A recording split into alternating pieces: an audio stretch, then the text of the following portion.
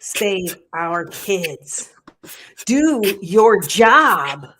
6 are dead. How many more? No action, no peace. No action, no peace. No action, no peace. Gun control now. Gun control now. Shame on you. Shame on you. Oh, You're bad. Hello, ladies and gentlemen, one and all, boys and girls, lambs, pigs, cows, all going to the slaughter. It's time for war. It's time for peace. It's time for Nobody Asked. I don't know. We're making weird noises. Today we've got many subjects, but our main story today, the Tennessee Three. Ooh, it rhymes. And they're literally right now, while we're on this podcast, getting kicked out of state Congress. Yeah, that sounds fine. It's great. Not cool. great. Yeah. Old man. Dude, yo, very mature. Tennessee. Fucking so dumb. You know, sometimes I like to extend these intros just to make my mom like lean over near her desk for longer, but no longer. Today we're joined by Lumberjack Maria. Oh, that's me. I'm a lumberjack. I mean, kind of lately. Kind of lately. Hi. And also comedian extraordinaire. You can see him on your television set if you tune in to the Roku channel and go to the This Old House channel. That's right. The TV episode that he hosted is broadcasting now and a lot and often.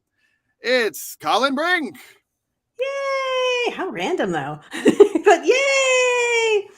It's on the Roku This Old House channel, and I have no feelings about it. Yeah, today, man, Nashville, Tennessee, you know, and also normal Tennessee, the rest of it. And protests and the First Amendment and fascism and any more word association? You know, guns, you know, kids before guns. Boo! I love my gun. These things don't affect me. I've never been in a school shooting because I'm 47. Why should I think that the children are dealing with that kind of stuff now? Isn't school exactly the same as when I was a kid? No, it's not. School shootings are still incredibly uncommon, but agreed. I mean, you can say that while you've also had some weird experiences with that on more than one occasion. Anecdotal evidence. All right. Okay. All right. Yeah, you know, it doesn't not happen. Anyway. Exactly. How many guns are in your house? Because there's none in mine. An unknown number to me. More than expected. I was like, how many? How many? A lot. Meanwhile, there's one right here. I can see one. I'll be like, yeah, come here, see? Your dad he's redoing his office, and he had a bunch of stuff sitting here the other day on the desk. There was two knives sitting here. There was one of those billy club things. There was all manner of things. There was brass knuckles. There's pepper spray, all of it, just all over the desk. And I was like, what is all this stuff? Just all over, just every kind of weapon you could imagine. I mean, there was no bow and arrow, but I mean, there's one here somewhere. It was weird. Sidetrack. All right. I haven't looked it up, but Susie B says leading cause of death for children in the U.S. are guns. Your boy's going to go ahead and say that's not true, and now he's going to Google it. Hello to Susie, Barbie, Venus de Militant, and Ashley. Heyo. And Mel B, who may or may not be watching this live or on replay. We will have to wait and see. All right. Leading cause of death in children. Guns are the leading cause of death. What? Crazy. Since surpassing car accidents in 2020, firearms accounted for nearly 19% of childhood deaths ages 1 to 18. All right. So we're not counting infant mortality. That's fine. All right. Maybe the boy's been proven wrong. I gotta be me. Susie B, I Ah, apologize. Also, hello, gotta be me. Gotta be me. I gotta be me. Let's see. So, where do you want to start? Do you want to tell us about how you're doing, or did Yeah, you yeah. already? No, let's talk about how I'm doing. It's been a good week. I went in for a LASIK consultation on Monday, and it cost less than I expected. So I've got LASIK scheduled, so I don't need to put in contacts anymore, and I won't have football sized corneas or football shaped. Football sized would be concerning for sure. You have football Um, shaped corneas? yes, which is what astigmatism is, I guess. Um, and so, yeah, so I'm going to go in for some LASIK at the end of the month, and then I'll be able to see without assaulting my eyes every morning. Um, and you know what's crazy, guys, is that my mom never apologized for giving me these terrible eyeball genetics. And it's like, what the heck? You know, I gave you some good things, a couple not so good things. Yeah, the hair, it is a question, right? Of like, would I rather bald in my 20s or have good eyes? And I think I'd rather, or no, have bad eyes. I think I'd rather have bad eyes. But Yep. hey, Addie. Hey. Ah. Well, what's going on? Do you know what's going on with me? I mean, nothing Yeah. that's exciting. I built a garden box. That's it. I was happy to use my tools. I built a garden box. It's like just slowly getting back into doing some woodworking. This wasn't fine woodworking by any stretch. It was made out of pallet wood, but I completed the task. I have dirt in there. I got plants in there, and I'm feeling like yay! So I also got pelted with vegetables this past weekend Why? because there's this parade called the Italian Irish Parade it's in New Orleans. And I went with a giant fishing net, and Marlene had a softball glove. And you had these double decker buses, not buses. I guess they were double decker floats, and there's like 40 people on those things, and they're just flinging vegetables at you. And I mean, I had so much stuff. We had so much stuff. I got a big bruise on my leg from an onion that somebody really pelted at me. That sounds like so much fun on both sides. I would Yeah, really it was enjoy so that. fun. It was so fun. Yep. It was so Okay. fun. Well, I kind of want to come for that next time. Next time. Sounds fun. Um, yeah. What's your woodworking situation looking like right now? Well, I have a cart, which doesn't seem important, but it is important because now I can move my big saw out of the garage and I just do it in the driveway. So right now, my shop is the driveway, and I have to just wheel stuff out there as I need it. So That not. you have most of your tools? I have all my tools. I mean, I don't have Oh, them cool. all unboxed, but they're all pretty much available to me right now. So if somebody wanted to commission a retirement chest, you'd go, I still don't know where to source hardwood here. So that would be the I'd have to figure that out. Where do you get hardwood? Where's yeah. the cool hardwood store to get lumber? Because, you don't want to just go buy that at Lowe's. It's just not the same. But that's just my opinion. All right. Yeah. Sorry, that was a nothing conversation. That's just real life. Yep. Life coming at you quick. Um, yeah, dude. Also, did I tell you guys last week that a new deli opened up near us? Mm-mm, mm-mm. Oh, okay. There's a new deli that opened where the pizza place that I liked was. Uh, and we were very sad to see the pizza place go. And this deli is here, and we like it. We're trying to get in, but it does seem like the staff is very like it's maybe coming from other delis right now, and so it's been hard to like consistently see the same people with Oh, any regularity. But it's 24 hours, right? So want a little 5 a.m. pancake? They got it. No, like they make breakfast 24 pancakes? hours. Oh yeah, they make pancakes. Oh, They do all sorts of breakfast. They make pasta. what kind of deli is this? Man, who knows? They don't do halal food, but they do pasta. They do sandwiches, which is what you'd expect. They do breakfast, like all breakfast stuff, like omelets and uh, pancakes and waffles.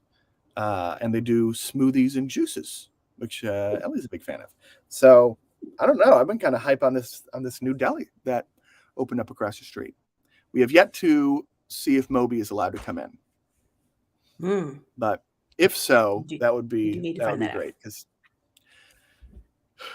right now the only place that we know lets the dog in is Dunkin' Donuts near us, and so we get Dunkin' for coffee when we do the morning walk. But yeah, life is good. Life is good.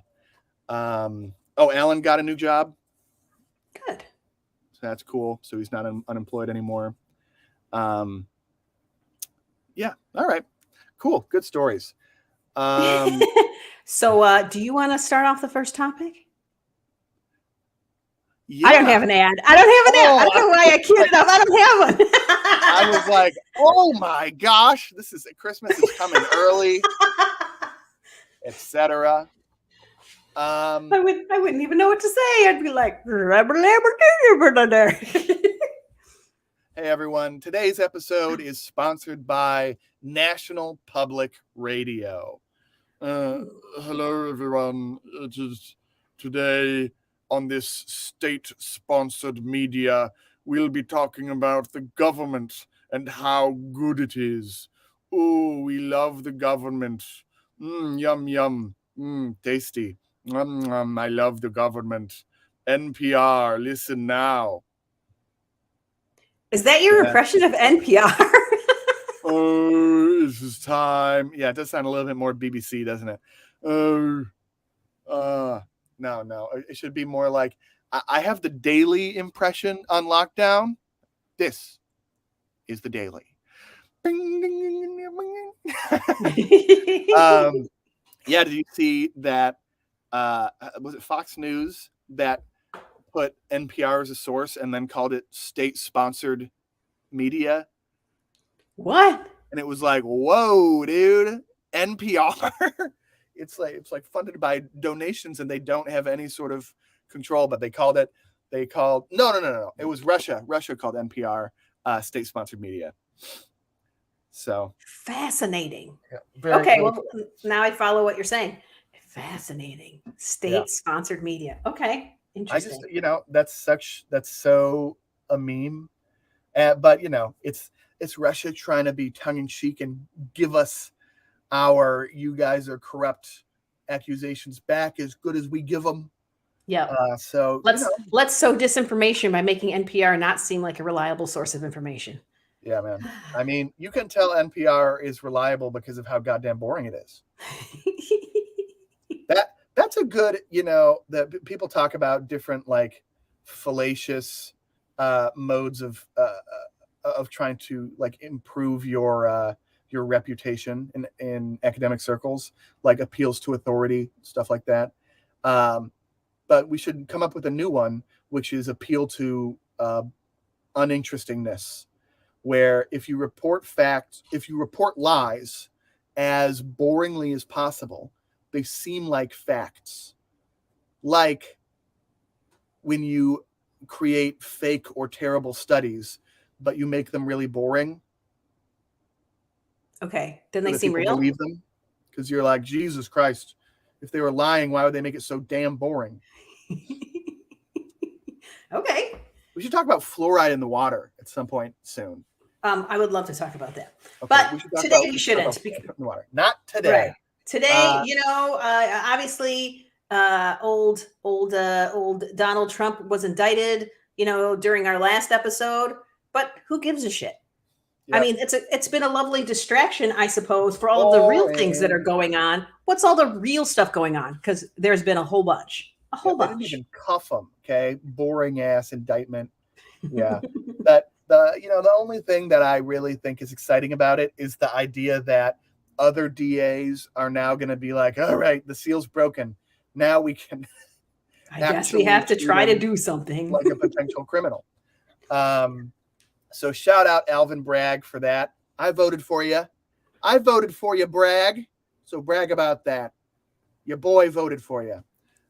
So everyone who's, excited about him being indicted, you're welcome. And I'll take my gifts by mail or Venmo. Yes. But don't let it distract you from all of this other much more Potentially crazy stuff. more It's been a important weird stuff week. going on. Yeah. It's been a weird week for states. So we're mostly going to talk about the Tennessee 3 today, and I'm going to brandish these scissors at you. For real. We're going to talk about mostly about the Tennessee 3 today, but briefly, hey, just briefly, some other news, some other stuff that's been percolating under the radar. Justice Clarence Thomas, what's up with that guy? You know, I don't know. what's up with our good friend Clarence Thomas? You know, what? The dude is not good. Okay, we all know his wife.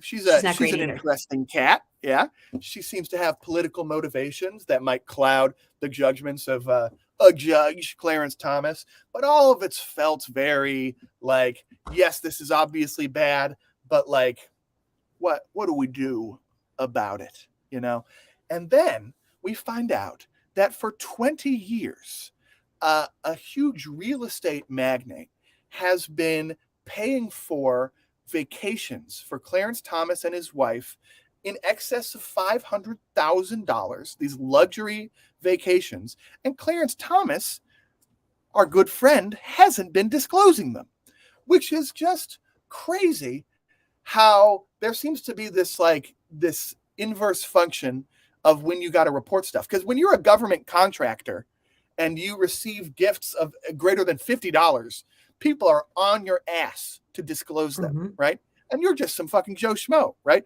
But they're trying to prevent corruption. But then the Supreme Court Justice, Clarence Thomas, who, for example, voted to end the moratorium on evictions during COVID, is getting vacations paid for him by people with incentives to overturn laws like that. Hey, that's not good. And that's the takeaway from that. Is anything going to happen? Of course not. Because, so far, judges, they seem to be, they're still untouchable for right now. Largely.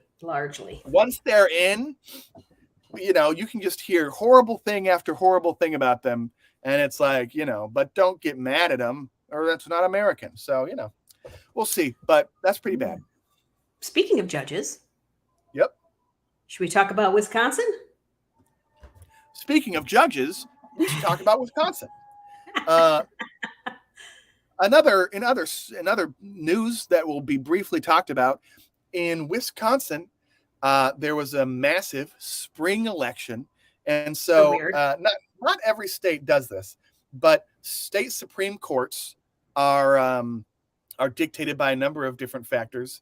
So partisan elections, assisted appointment controlled by the bar, but in several, I think 19 states, a nonpartisan election is held to determine the judges for the Supreme Court of the state. And so that Supreme Court decision is being perceived in Wisconsin as determining how a 19th century abortion law is going to be, whether or not it's going to be upheld after the overturn of Roe v. Wade. And so this Democrat versus Republican judge election had $45 million of money poured into it. Because not only does it determine abortion, which right now, even though Wisconsin is a swing state and is overwhelmingly for abortion, right now, providers are not providing abortions in Wisconsin because of this law from the 1800s. And so this election not only is going to determine whether or not that law is upheld as it winds its way through the court system, but also Wisconsin, despite being a swing state, is heavily Republican controlled because of our good friend, Mom, Mr. The old gerrymander. Yeah. Gerrymander. I always forget his name. Yes. And so yeah, big moment for our friend Wisconsin, the cheese state. And yeah, it was a pretty profound beatdown that was put on the Republican contender after all this money was put in there. The Republican contender acted, and excuse my salty language here, but he acted like a little bitch boy after, I mean, his concession speech was like, "This is undermining democracy," but I did lose, and so Yeah. He was like, I would like to say, I couldn't have lost to a better person, but I don't feel that way. She's terrible. I mean, it was like just gross. She's a liar. She said so many lies. He was just being a big baby. The Republicans famously the anti-lie party. So good news coming out of our friend Wisconsin. We'll see how that goes. We're going to hope that the legislative maps are more fair to the actual distribution of political nonsense in Wisconsin.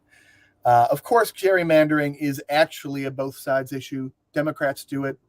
They're not as good at doing it, but they do it as well as Republicans. The reason that we have George Santos is because the New York election map was determined to be too gerrymandered. So shout out to the courts. Speaking of lies. Oh. Other news. Wait, what are we lying about? Should we do Florida or should we do Kansas? Do Kansas, because I don't know what's going on with Kansas. Tell me about Kansas. In Kansas, the governor of Kansas, hey guys, Kansas is in the middle of the country, right? So we all think it's hella red. It's not as red as you think. They had a huge vote to prevent the outlawing of abortion last year, and the Kansans showed up and they prevented abortion from being made illegal in a referendum. So shout out the Kansans. And the Kansas state governor is, he's a moderate, really, but he's kind of a Democrat by middle of the country standards. But similar to Wisconsin, Kansas does have a little bit of a gerrymandering problem. And so there is a supermajority of Republicans in the state House and Senate. And they have been really concerned, the Republicans and the Kansas Republicans additionally, have been really concerned about trans women in women's sports. Have you guys heard people talking about this? I can't believe how much shit is going on in our country and how much of the airwaves are dedicated to like 15 trans women. But still, they are indeed attempting to outlaw. In fact, they're not attempting to. This week, they effectively outlawed trans women in women's sports. It was voted for by the House and Senate. The governor vetoed it, and so they needed a 2/3 vote to overturn the veto, and they got it by one Democrat vote. One Democrat switched over. And so in Kansas, trans female athletes will not be allowed to compete in sports at all. Not as females nor males, not in either. That seems to be the case. Yes, it seems to be neither. The bill, like every bill drafted by a Republican, is drafted poorly so as to be misinterpreted and vague. But in this bill, it says that the gender/sex, already we're like, woof, all right, a lot to unpack there. But the gender/sex of the individuals wishing to compete in children's sports will be determined based upon a physical examination. And a lot of the debate around this was Democrats being like, what is a physical examination? And there's a question because it's not clearly spelled out. So if you ask the Democrats, there's going to be genital inspections of children, which I'm sure won't lead to any sort of trauma, right? Because when I was a kid, I was like, come on, adults, come see my dingleberries, and it was very cool. And everyone was ecstatic about it. The Republicans are saying that they're not sure how it's going to happen, which is, it's great when you put a vote on a bill that you're not sure how it will happen. Always cool, really cool when you do that. But they think that it will be during the necessary physicals that take place before you can participate in sports. the like medical physicals. So Right. just, let me get your heart rate. Let me take your blood pressure. All right. I think that looks like a dick. Yep. All right, cool. What could go wrong? Yeah. Just like, and yeah, this is the anti-pedophile party, by the way, the Republicans. Allegedly, the ones that although are- not really. Yeah. The ones that are saying that they're the anti-pedophile and that the Democrats are all pedophiles, but they're also like, let's create more situations where They do say adults that. are like, is that a vagina? What are you doing with that one? Compete in volleyball. Next. I love my job. So, Oh my gosh. that'll be really It's cool. terrible. Awful. So, shout out Kansas. Awful. Enjoy your tornadoes and your access to abortion. Okay. So do you remember a few years ago? So I'm thinking it was during the Obama administration where there was a point where the Republicans were kind of blocking anything from happening. So there was a whole lot of nothing going on in the legislature. And so now it's like, oh shoot, we got to make up for lost time. Let's just keep making stuff happen that nobody asked for. Let's suddenly create all of this drama around drag queens and transgender athletes that nobody actually was thinking about or worried about. But let's suddenly create a crisis so that we can write legislation for it. That's what it feels like. I'll push back on one. The drag shows, I agree. It's like, where the fuck is this coming from? These I think that drag shows are just becoming more common, and people are like, oh god dang, in Augusta, a drag show, right? And so maybe that's what's happening. But people were definitely talking about trans women in sports for a while.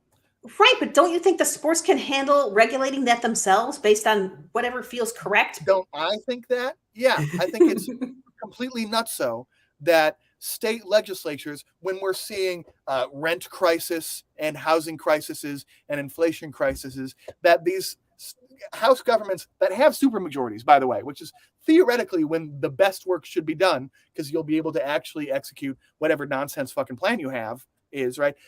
Once they have the power, they're focused on regulating sports leagues, right? And it's just like, what? We don't need you for that. Nobody hired you to regulate sports leagues. That's what Parks and Rec is for. Or if your high school level, high school athletics can handle it. Yeah. People admit there are legislatures. bodies for that, and they will debate it internally. And I understand the concern, right? Which is that any dissenting voices will be called like, what is it? Bigots. And so people that have actual opinions about this in the legislative body won't have the fucking chutzpah to make whatever decision needs to be made. But I still don't think it needs to be in the hands of the state legislature. I don't know. Nope. It's just crazy. But speaking of crazy, hey, we're almost coming in on the 30-minute mark. So I covered my half. So I'm doing pretty good. You did great. Speaking of crazy, Florida. Oh. This will be the quickest one, I promise. Yep. In Florida, Rebecca Jones, the person who was responsible for the state COVID tracker and then got fired. What? Oh, it was a tracker. She made a tracker?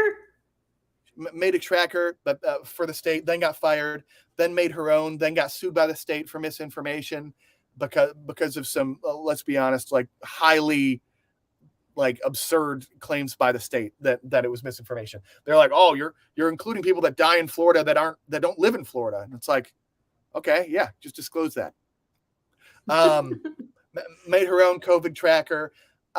She kind of rose to acclaim in that whole process, and also was constantly talking on Twitter about state backlash to what she was doing and how she was being followed and all sorts of shit. And some of her claims seemed to have real substance to it, but there was always, I think, a little undertone to the left that was behind her. That's like, I think Rebecca Jones might be crazy, and I still don't know. Still don't know if she's crazy. But in new news, she ran against Matt Gaetz for Congress. She lost against Matt Gaetz.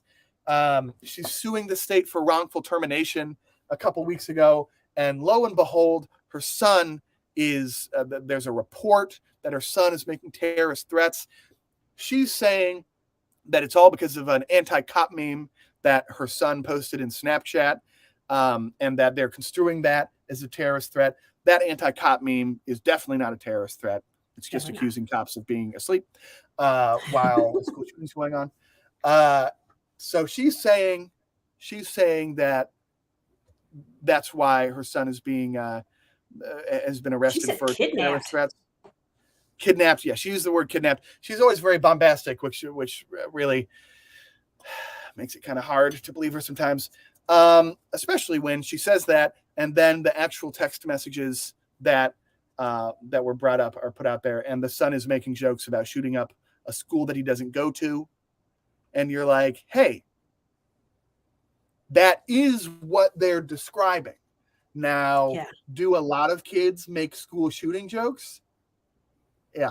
I don't know. Do they? Oh. Yeah. I just said yeah. Oh, that's 100%. You shouldn't though. Who are you regulating jokes? Hey, whoa, okay. I'm just saying, people get worried. Experiment. And also, school shooting jokes are often hilarious. But kids aren't very good at being funny. And so sometimes the joke is just saying something crazy and outlandish. And that's what a lot of kids will do. So he did do what they said. And you could say, well, a lot of kids do this shit, which they do. And so why is this kid being arrested?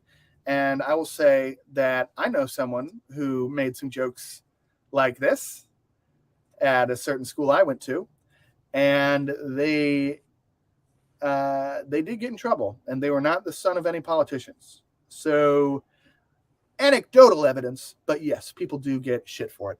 But we're going to keep our finger on the pulse, people. We're going to see what's going on with this Rebecca Jones stuff, because it does seem like maybe there's some shenanigans going on with Rebecca Jones, but it also seems like Rebecca Jones might have a little bit of a complex.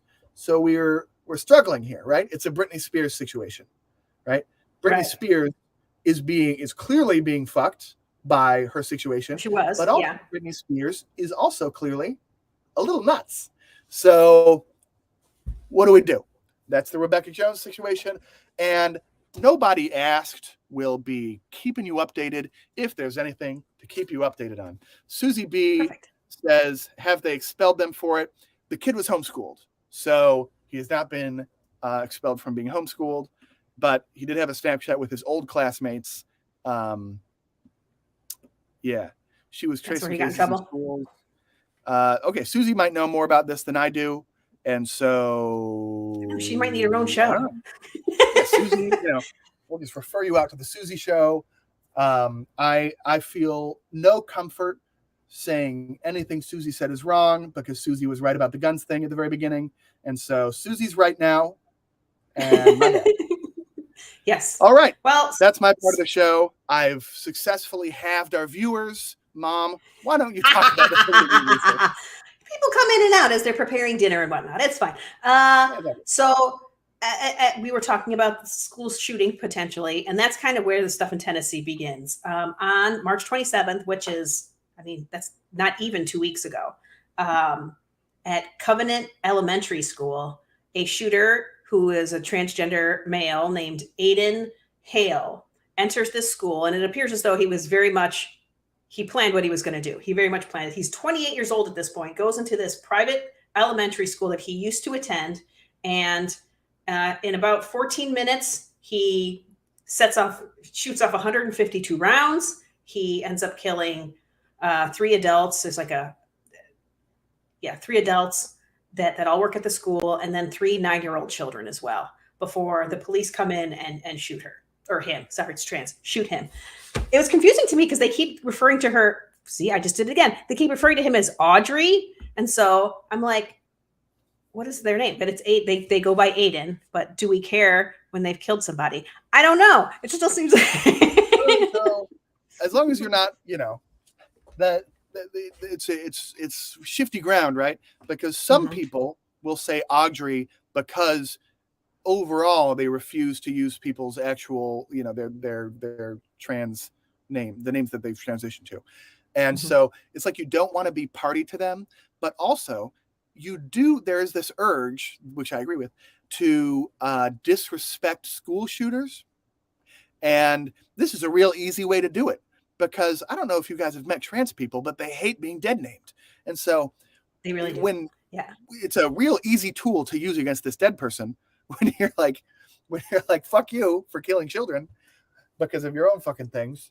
Like, so anyway, disclaimer at the beginning of this thing, we wouldn't dead name good people, but fuck this person. Okay. So anyway, he went in with, he had 2 assault rifles and a handgun that he went in with, and he had purchased all of those legally. So there was, I guess, some indication that he had some suicidal ideations, but unfortunately those things weren't discovered until he was already actively doing this. Like he sent somebody a text message and they were like, what's going on? And, and then there was another Instagram post. It was the same thing. It was all like, they were calling the police right then saying, hey, my friend just posted this thing and I'm a little scared. And the next thing you know, they're already in the school shooting the place up. So that's what happened there. Okay. So that happened. And then 3 days later, you have all manner of adults and students have descended upon the Capitol in Nashville.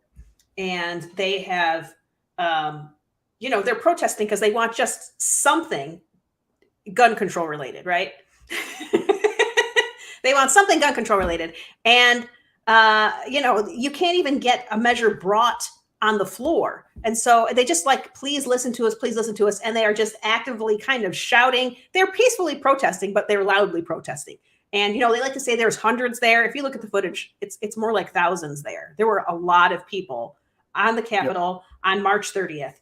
And on that same day, we have 3 Democrats in the House who approached the podium and they were silenced. Their mics were shut off. They were not given permission to speak.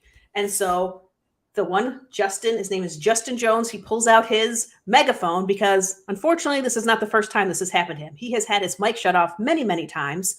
And it's very irritating to him because he thinks he's acting for his constituents as the voice of his constituents. And he does not like to be silenced in that way. He does not think that is part of the legislative process to be silenced.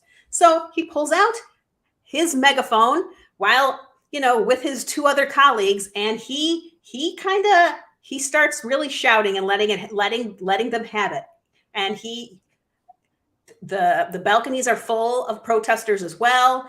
And at this time, the head of the legislature is like, he's trying to end the session. He's like, we're going to recess. We're going to recess. Mics off, everything. Well, again, Justin Jones, he's got his megaphone out and he's got his little sign. His sign says, protect kids, not guns. And he starts shouting, no action, no peace, no action, no peace. And then he's getting everybody up there shouting it as well. Everybody's shouting. He's creating this entire situation that, of course, is not what you would expect for normal decorum in the legislature. Yep. So there's also some other rules that involve filming. You're not allowed to film while session is in process. Was it in process? Was it at recess? It's hard to say. It's a real question that I would like answered that did not get answered today, but we'll get there. But anyway, they're not supposed to have their phones out. But, he's got his phone out, and so does this guy. Whoops. Okay. This guy named Justin Lafferty also has his phone out, and he's filming all over the place. And he's right next to Justin Jones, right? And, Justin Lafferty shuts off his phone as he's done. He looks over, he sees Justin Jones, and he gives him a shove and he snatches his phone away from him. Okay. One would assume not proper decorum on the floor, but what do I know? Needless to say, this causes quite the kerfuffle because there's rules and procedures that they have adopted themselves and make up as they go along, which is the nature of all legislatures. They make up their own rules. And, going to the podium and attempting to speak when you have not been called upon, shame, bad juju. somebody has shut your mic off for a reason. Don't you dare pull out a bullhorn and try to talk anyway. Bad, bad, bad, bad, bad. So that is kind of becoming the big issue here, is the idea that he dares speak when he was not given permission to speak. So 3 bills get brought. 3 bills, resolution bills to individuals. They're for each individual. We got one for Justin Jones. We've got one for Gloria Johnson and one for Justin Pearson. Those are the 3 Democrats that went to the podium when they were not given permission to do so. And each of those resolutions were brought by a different Republican, each with their own interesting backgrounds. And it's to have them expelled for things like, what did they say? Let's see. For inciting protesters to disrupt and for intentionally bringing disorder and dishonor. Does that sound like a crime? It is not. But it doesn't matter. Why do I bring up it if it's a crime?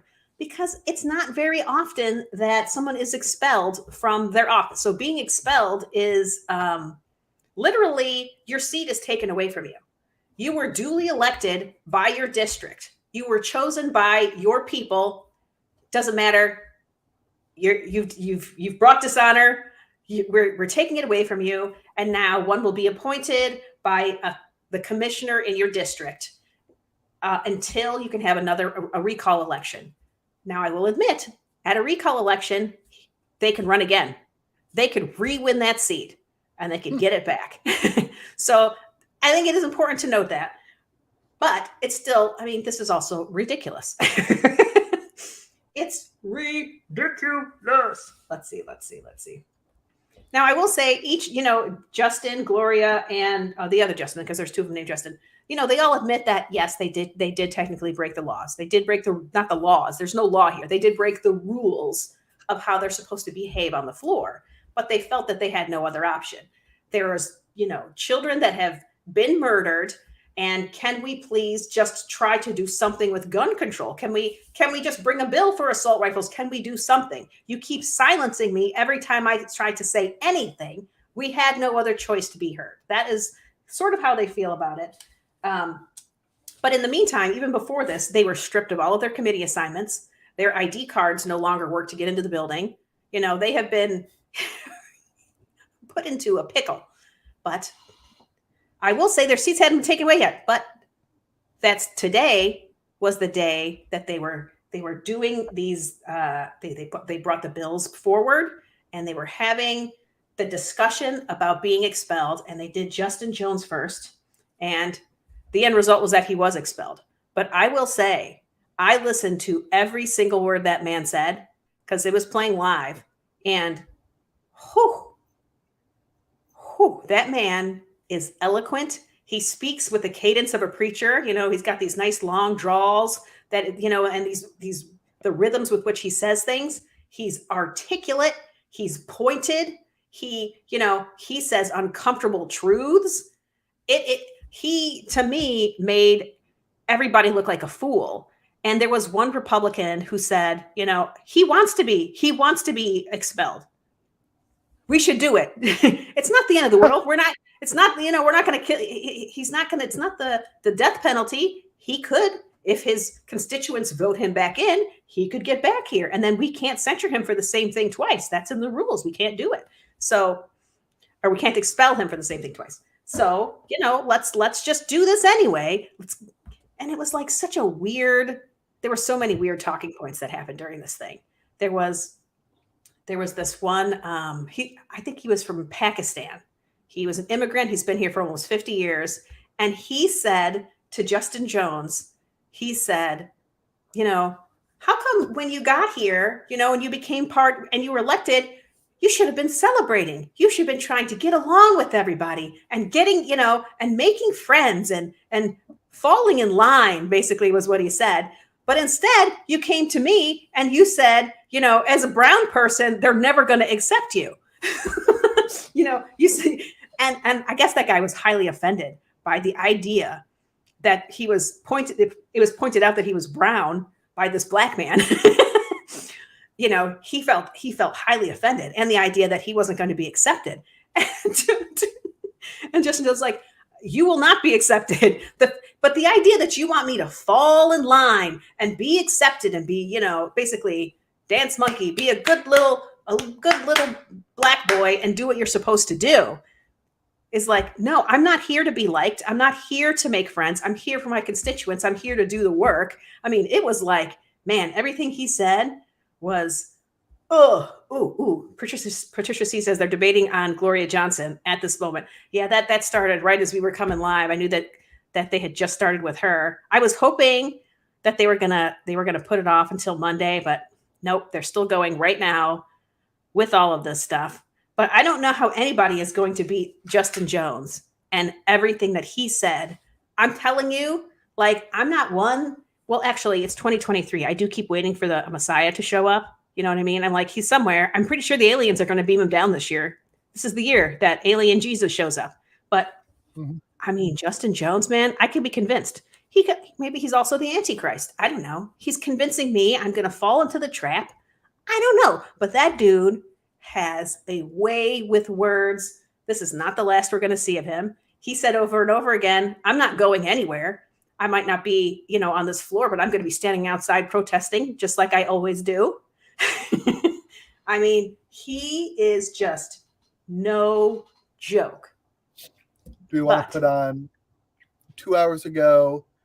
There's ABC News put up a short of him talking at the expulsion vote. Sure. Do you want to put that on briefly? Sure. While you're getting that ready, I did want to say there have been other people expelled last year.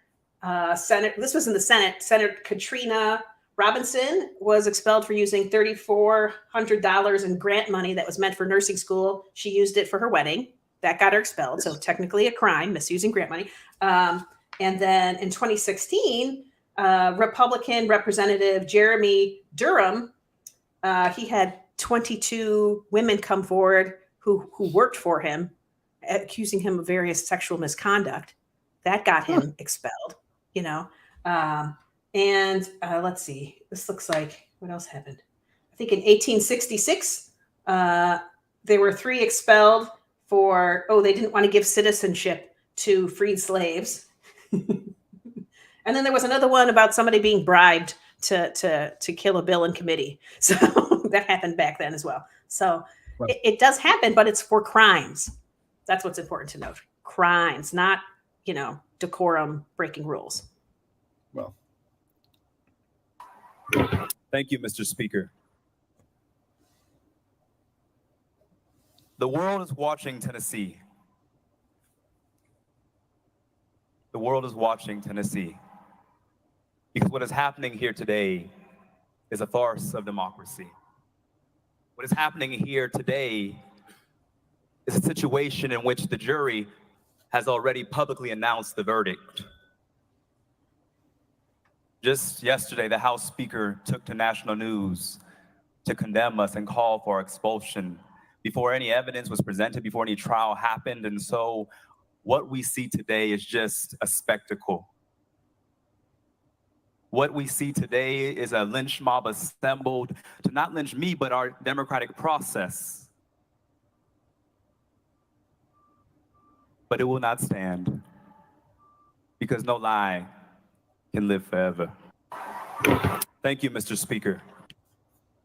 Well, that wasn't even the best thing he said by any stretch. All right, we go. Thank you, Mr. Speaker. oh man.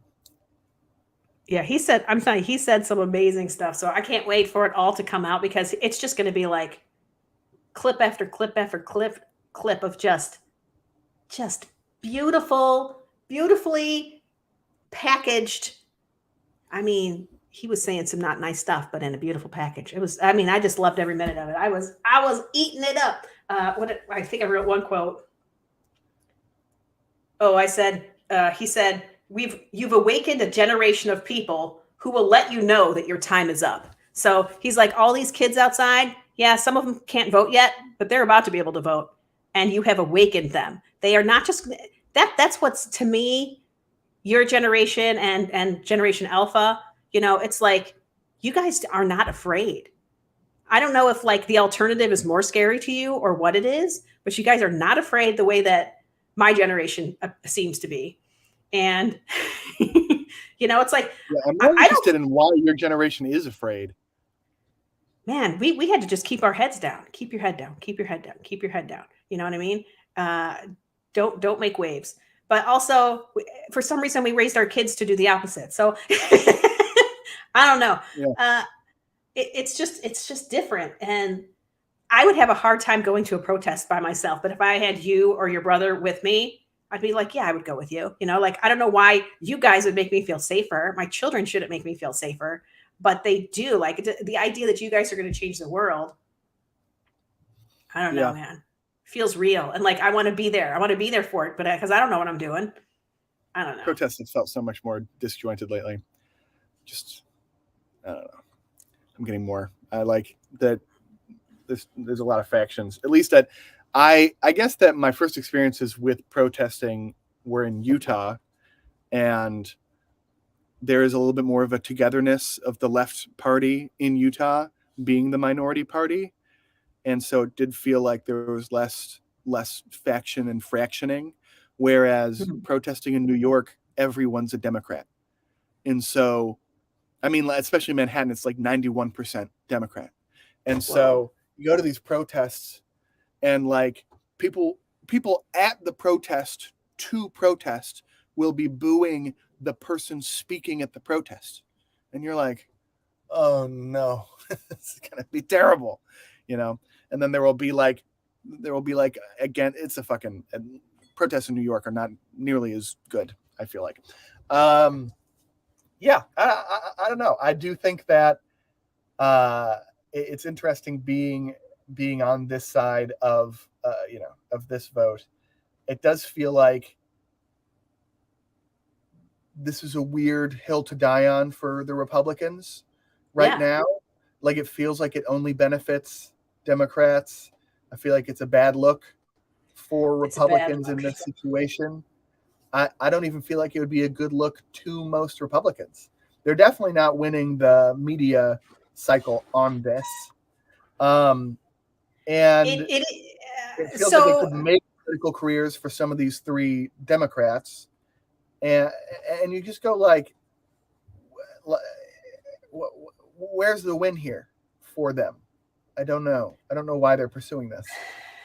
Well, I mean, I will say, the Republican side has always been much better with the kind of language that can stoke emotion. So they'll be like, this is an insurrection. They'll keep using big giant language when it's clearly not even close to an insurrection, But I can't even imagine being a Republican right now and hearing my Republican legislators say this is an insurrection and not go, whoa, we've been fucking minimizing January 6th because it was minimally violent, I guess, right? Like, we've been minimizing January 6th as a protest for 2 years as a party. And you're calling this an insurrection? I mean, what? Good point. Good point. But the head of the, of the Tennessee GOP there, he said this is worse than the January 6th insurrection. He referred to this as worse. Great question. No, not a single person has been arrested, which of course, depending on the type of Republican you are, you have a problem with that, right? People got arrested on January 6th. Why aren't these people getting arrested? Because they're not violent, right? These are a lot of kids. Did they break into the building? Nope. They have walked in calmly. Building, right? They're let into the building. They're walking. They're in calmly. They get loud. Exactly. All they've done is be loud. Yeah. None of the protesters on January 6th were let into the building. We're like, oh, come on in, right? Well, there was a point where it was like, it's safer to just let you in than for you to kill these police officers. But yeah, does that feel like a different thing to you? It does feel like a different thing. Yeah. I don't know, man. I spend so much time just hearing Republican, because I'm so left, just hearing left arguments and getting frustrated with my own side, and when they don't see the hypocrisy of multiple things that they hold. But it does feel like you have to do more work to show the hypocrisy with some of the Democrat stuff. And then sometimes you hear Republican shit and you're like, you guys aren't even trying to self-correct here. What are we doing? I don't know. What man. are we doing? Like, I will say, I do think certain types of Republicans are going to have a problem let this happen, right? It's just going to be proof, But how are they winning? Like, it's 'cause Tennessee. it still needs to be 2/3 to expel them, right? Okay, so the Republicans have a supermajority in Tennessee. There's 73 Republicans and 26 Democrats in the House. It's pretty easy. Oh, okay, so they can have some Republican dissenters and still get it. Very few. Oh yeah, or I imagine maybe these guys aren't even allowed to vote on it, so that takes a few of them out. I don't know. Sure. Yeah, it's bad. And then in the Senate, this was happening in the House, but in the Senate they have 27 Republicans and only 6 Democrats. So it's pretty slim pickings for the Democrats, which to me is even more reason to not do this, because you could just let the Democrats just carry on and say, bad, and continue to mute their mics and go on with the business of the day and not expose your hand like this. They have showed themselves too much. I agree, unnecessary, because it's not like the Democrats have the numbers to do anything. They don't. So I agree. It's just they don't like looking bad. They don't like, somebody stealing their power by pulling out a megaphone when they've been muted. It happened even here, every new session, they kind of vote on new rules. And one of the new rules was if somebody, brings the question forward to let's take a vote now. Can we just take a vote now? And they get a majority, they stop debate. And so there'll be people who have put their name up, like to talk on this particular issue, this referendum to get Justin Jones out. There were people that put themselves on the list to speak, and they weren't given their opportunity to speak because somebody put forward, well, I put forward the question to let's just have the vote now kind of a thing. And so it happened. And with a whole bunch of people getting silenced again, publicly, with everybody watching, with all of America, not just Tennessee, watching what was going on. We watched them not get their chance to speak. It feels very country club. And it feels country club mentality in the face of a world that is increasingly unwilling to tolerate country club type ideas, right? Well, you just have to wear pants, you just have to. That's in this space. It's like this, and you act like this. And if you don't, we get a stick, and at least the bottom 2 generations, and probably millennials also, I would say, are unwilling to accept it's like that because it is like that, right? There needs to be reasoning.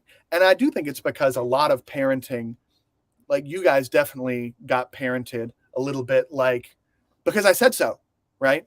And we got a little bit more parented like, why do I have to go to sleep at 9? And you go, because kids need more sleep and you have to wake up in the morning. And if you don't get enough sleep, you're a nightmare. So go to bed. And you go, okay, right? But at least you go to bed and you go, okay, I understand the variables here, right? And you certainly feel less powerless because you feel like you get what's going on. But then, you do get kind of thrown out into a society that has not de-country clubbed as much as you might have thought. And so I struggle in certain career environments where it's like, oh, well, if it's an email to this person, you guys do it like this. And, well, you have to do your timesheets like this. And you're like, why? And they're like, it's just how it is. It's just how life is. And these country clubs, and they're fucking, I want to play golf, but it's just like, why is there a dress code for this? Yeah. My shit's covered, okay? So speaking of dress code, because that came up too, I guess one day Justin Jones came in and he had this pin that he was wearing on his lapel, and it said something, something along the lines of like ban, AK-47s. It was something like that, and he got called somewhere and they said, this is not decorum. You can't wear this. And then he was like, okay, but that dude wore a Confederate flag tie yesterday, and that was totally fine. But I can't wear this tiny lapel pin that says to ban AK-47s. Yeah.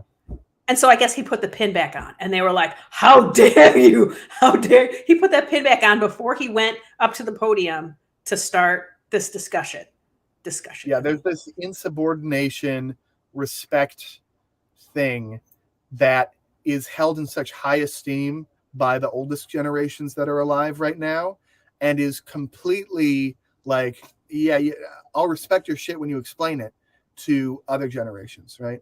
And it's like there actually is an idea of mutual respect in our generations, right? But it comes from a different place, right? Yes. For them, it's from experience and position and hierarchy, and from us, it's like from personhood. That's where the respect comes from, and that's why the respect needs to be mutual. And it's just crazy when you hear stuff like this, and you're like, man, this is crazy that we're letting this go on. It's just better to be in a society where you can explain why rules exist. Yeah. I mean, I don't know if it's just the way that you were, or if it was just the way that I approached parenting, but it just seems so much easier to just tell you guys why I need you to do stuff. It's so much easier. Yeah. Well, I do think it was a little bit because of how I was, but also that you did not turn it off immediately. Like you didn't shut down my desire to have things explained. But also I think that I was willing to have things explained to me, and I would try to understand, for the most part. I give myself too much credit here. So No, but like little kids, like famously, when they get to around two or so, and they're really starting to understand language and they're really curious, the word that they say the most is why, over and over again. Just tell them why. Tell them why as best as you can. Sometimes they're asking a ridiculous question, and then you just give them a ridiculous answer. But yeah, there is a point you can why everything to because it is, but that basically just means I don't know, right? Mm-hmm. Why is the world made of atoms? Couldn't tell you, Yeah, that's a hard one. It some things are not because of me, right? Some things I came here and they were already like that. And the world being made of atoms, it was like that when I got here. And I was like, why? And they were like, it is. And I was like, can I change it? And they're like, absolutely not. Like, okay. Yeah. Like, I don't think having rules when it comes to how debate takes place in a legislature is a terrible idea. Like, I do think in order to get actual work done, you probably do need some kind of rules, but they need to be handed out. Ramifications for not following them need to be handed out in a sensible way, and they aren't. I mean, and equally, somebody peed on somebody's chair in the Tennessee legislature. Somebody's chair got peed on. Did anybody get in trouble for that? Did that somebody get expelled for peeing on someone's chair? No, they did not. Do we know who peed? I mean, it seems like everybody there knows, but yeah, that person isn't there anymore, but they are now possibly in another part of the Tennessee legislature. They're in an even higher power leadership position. No, they're in a higher leadership position than they were when they did this thing. So perhaps they're in the governor's office now. Let's say it that way. On one hand, that's absurd. On the other hand, I do feel some jealousy of like the Australian and British parliaments and how like the expectations of decorum there, because you'd expect, especially England, for them to be like, oh, don't be wearing that from this, but no, they're like yelling and fighting, and it gets hot in there, and I'm like, I want to be there. I'm all about that, and it does come from this mentality that like confrontation is necessary to legislative progress, and so, and a certain type of decorum is actually prohibitive, right? But they all do have this person above that's like, this person's talking right now, so you can't be like arguing. You can only be going, hey. So jealous. Peeing, Yeah. seems to me like too much. Yeah. seems inappropriate. But also, you know, I guess they didn't find out till later. Maybe it was hard to prove who did it. I don't know. But everybody knows who peed so, on somebody's chair in a retaliatory fashion. That's crazy, Yeah. man. Yeah, it's just nuts. And yeah, they did this on a public stage, whether they meant to or not, and they doubled down. You know what's more crazy is to do that, right? Everyone just think about the craziest thing you've wanted to do to someone, right? Like people have annoyed you and you've ruminated. I hope it can't just be me. You've ruminated and been like, you know, I could, you know, I'm going to take all of their car doors, you know, I'm going to open up. I think they leave their car open, right? And I'm going to unhinge each one and they're going to show up to their cars going to have no fucking doors, right? And you think about that while you sleep. And, you know, but you don't do it, right? Because there's this feeling that if it gets out of hand, and it's likely to, that it will get so out of hand, right? But to do something like pee on someone's chair in the legislature, right? I mean, think about if you were going to do that, what you think is the worst case scenario. I mean, a lifetime of being known as the peas on chair guy, that's rough, you know? So to do that, he must have known there would have been no repercussions. He must have been positive. I assume it's a he. If it was a she, it was a I he. want to meet that lady. Okay. So if it was a, you know, you guys need to pee on more stuff as an act of retribution. Work on it. I mean, I think we actually do. It's just we don't talk about it. We just secretly pee on stuff. We don't need to brag about our peeing on things. I stand corrected. Anyway, that's just bonkers, right? Because there are people in this world near me where I'm ruminating right now and being like, I could do something, but I do nothing because it's just like the worst case scenario seems like there's a 5% chance of it happening, and it's crazy to take the risk of the 5% chance. Peeing on a chair, dude. I mean, this is also when somebody has 22 people come forward for sexual misconduct. You're like, you must have been so sure things were going to go fine because allegations of sexual misconduct ruin your life, bro. You have a wife. I mean, how positive are you that your wife is chill with this? Okay. Because Trump cheated on his wife because he knew, right? Trump had no thought that Melania was not okay with it. Melania knows, right? And people do this sexual misconduct stuff because they know. Yeah, that it's going to be fine. very possibly. Very possibly. Crazy. Well, I'm going to listen to more of this Justin Jones speech. You know, one thing stuck out to me, which is like the idea that he approached another person of color and is like, they're not going to accept you. Does seem radical to me. Seems like a little bit of a radical thing to say. It was. I mean, it wasn't. I think he's one of those people that likes to shock people into the truth a little bit. You know what I mean? And I mean, I don't. It's not like we were there for the whole conversation, but I will say this guy was really worked up about it, and that conversation had nothing to do with what, you know, him being expelled was for. So he kind of got in trouble a little bit for even bringing it up. But then once he brought it up, then Justin Jones was like, well, I think I get to speak to this now. So he got to say his piece about it. But yeah, it was kind of weird. But what he said was like, you know, it's like the idea of a token black guy, right? You know, like if you're playing the game correctly, if you're non-confrontational, if you're doing everything everybody's telling you to do, then sure, these white people will accept you as much as they're willing to accept you. You know, it was kind of one of those types of things with this guy. But it was like there's a certain type of immigrant who, because they have worked hard and had a positive experience, they feel like everybody who's not having that experience is not working hard, right? They're not doing the things they need to do to assimilate. And it's just not true. Like a lot of people cannot see past their own experiences. And that's true of immigrants as much as anybody else.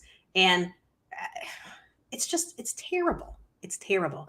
I think, you know, we've lived in lots of different parts of the country. We've seen a lot of different ways people live, and it's just not the same for everybody. It's not the same. You can't judge the world by your own experiences exclusively. You have to be open to the bigger world. But that's just and it would not surprise me if there's some significant portion of the Tennessee legislature that might have a problem with brown people. It would not surprise me.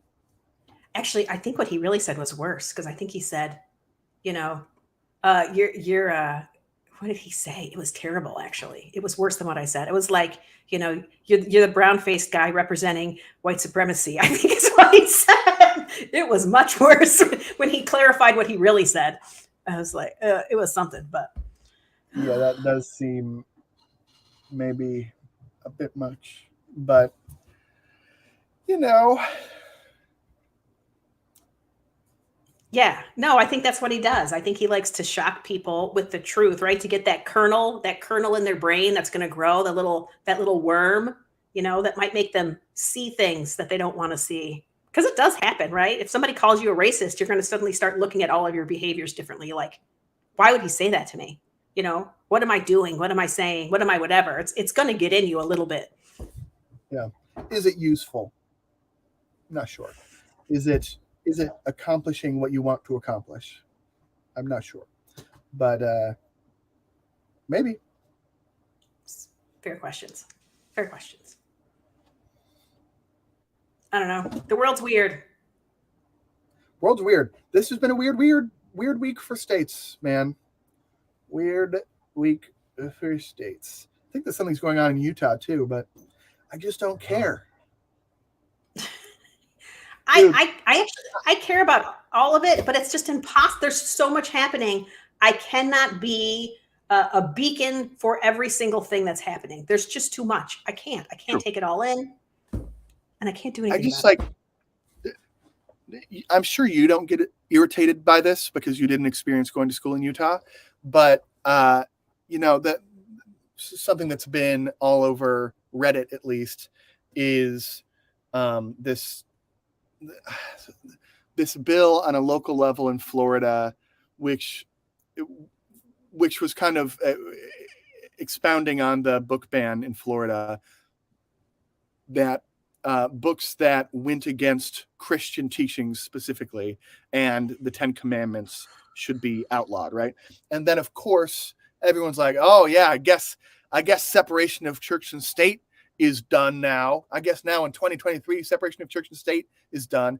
And it just goes to show how little people give a fuck about Utah, how they think this is the biggest thing, okay?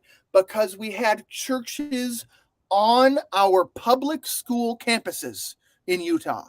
And I talked ad nauseum about it, and people would not fucking listen to me. Okay? No one will fucking listen to me about what is going on in Utah.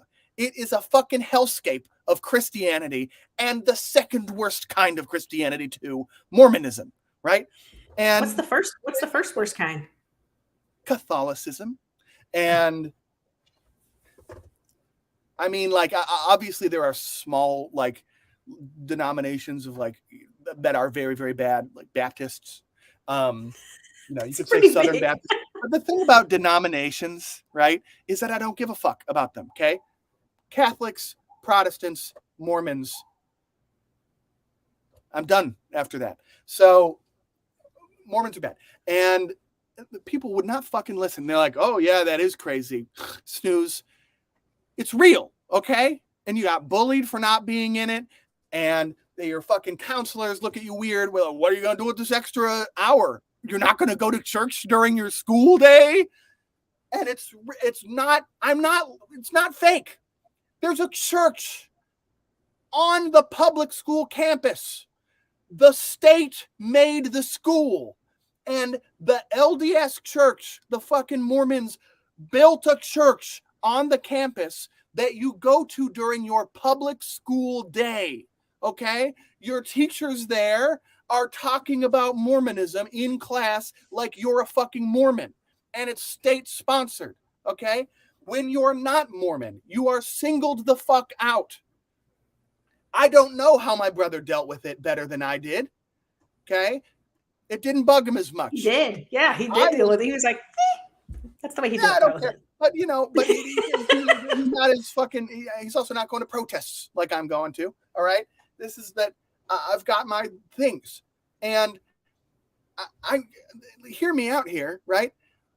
The Constitution, it's there for a reason, and state-sponsored education shouldn't include fucking religion, especially one of the dumbest, most sexist, most racist religions within the sphere of Christianity, where they're avoiding fucking taxes, where they've got, fuck this shit, okay? And then these itsy bitsy fucking rules about elementary school libraries. Hey, spoiler guys, no one's going to fucking elementary school libraries right now.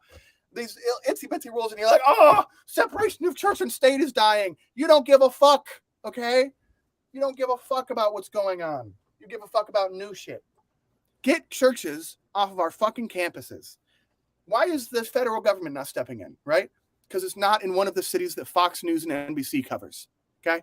We only give a fuck about New York and Boston and Chicago, right? And Florida and Texas and California. Well, There's the now, end, right? Oh, is that stuff happening in Mississippi? I guess I'll pay attention if it involves a football star. Yeah. Well, I believe that Utah gets around that rule. They have found the loophole where the church actually owns that tiny little square that the church. Yeah. Does that seem like a separation of church and state to you? If the Department of Education is intentionally voiding a parcel in their purchase so that the church can buy property, yeah, it's a loophole insofar as long as no one's paying attention, I guess it's fine, right? It's a loophole insofar as no one's going to kick up enough of a ruckus, because if you do, right? If you do, then you're some fucking radical at Fremont High School named Colin, right? And we all fucking hate you, okay? And we're not going to vote for you for fucking senior class president, even though it would look great on your college applications. So, I mean, you still made it to MIT even without that. yeah, I still got it, but I'm still mad, okay? You also started that the club. Yeah, I started that club, and it still exists. I can't believe it. I started the Gay Straight Alliance, still exists, gang. But, oh my God, dude. It was just, Utah sucks so much. And it's like, why is this place here? Why are we letting it be? It's this mentality. You know what the U.S. government treats Utah like? It treats it like a Native American reservation, right? It's like, as long as you guys stay over there, then we'll let you do your shit, okay? But also don't burden us with your problems, okay? If things go bad in there, we're not fucking helping, right? And they've gone different ways. But the U.S. government's opinion on Utah is, if you're not Mormon and you're in Utah, why? Leave. And guess what? I did. And I'm staying out. But stop putting the military there then, okay? I don't want to live there. This is nonsense. Why does my family live there, Basically, everyone's moved out. We don't anymore, but... Yeah. Only the Mormon lives there anymore. So only the Mormon, fine. Only your Mormon relative lives there, yes. Only, the Mormon. I don't know, man. Fuck that whole joint.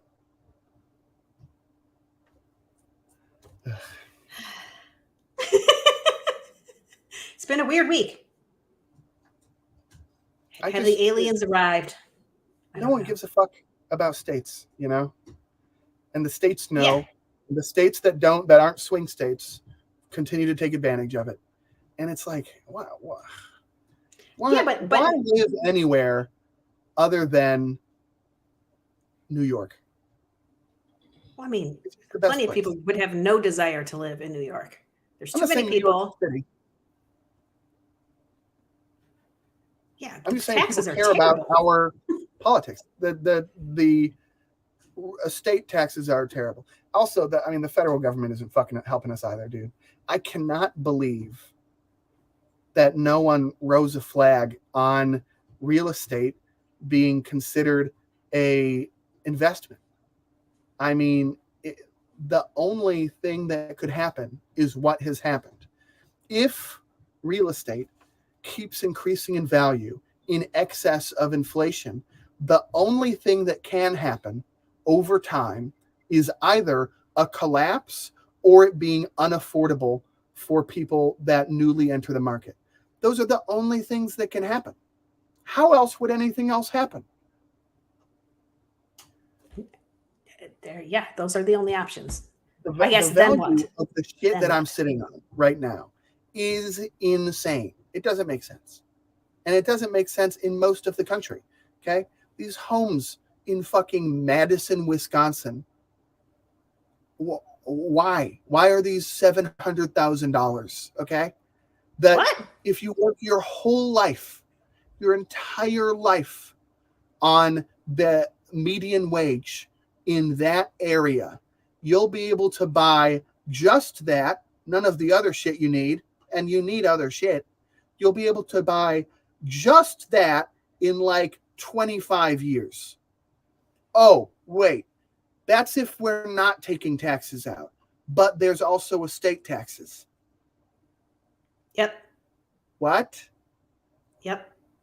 Is it any wonder that millennials who are all in the workforce right now are over it, right? That they're like, yeah, I need to be paid more money. Or same thing with Gen X. They need to be paid more money. They're not going to work themselves to the bone to not survive.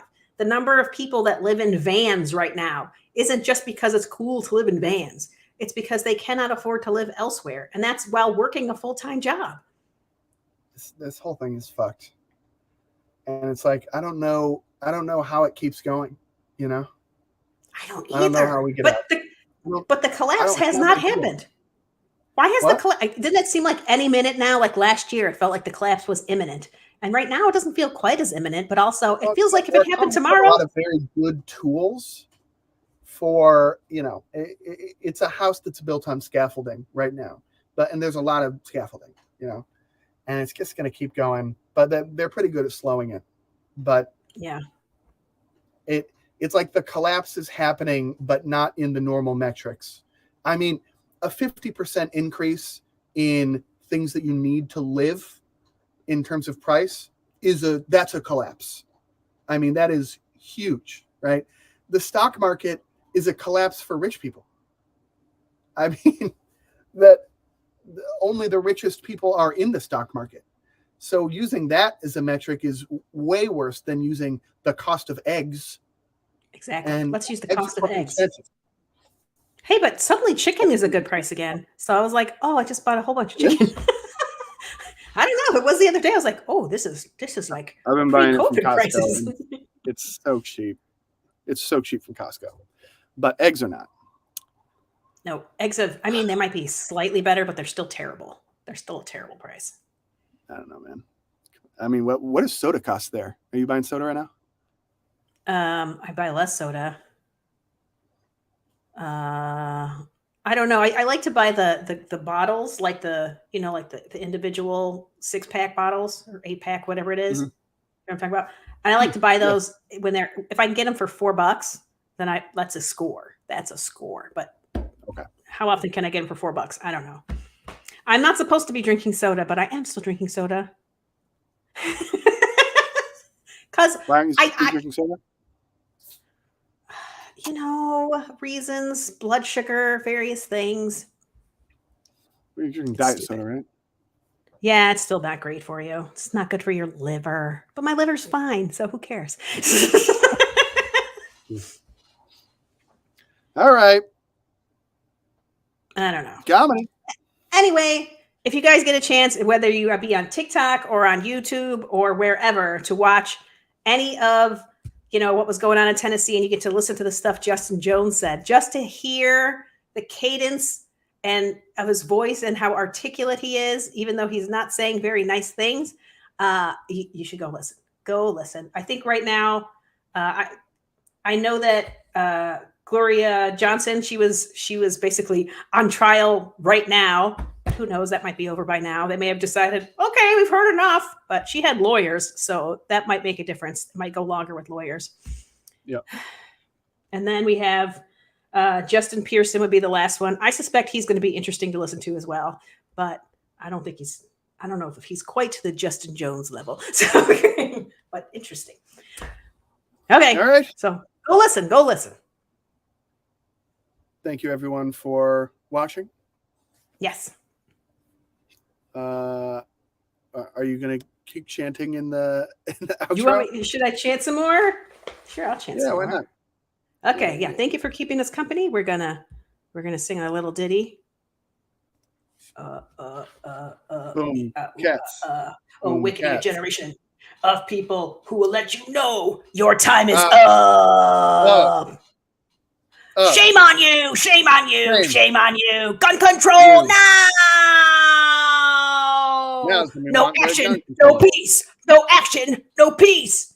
Yeah. 6 are dead. How many more? Do your job. Do your job. There's blood on your hands. Save our kids. Save our kids. Dude. Yeah.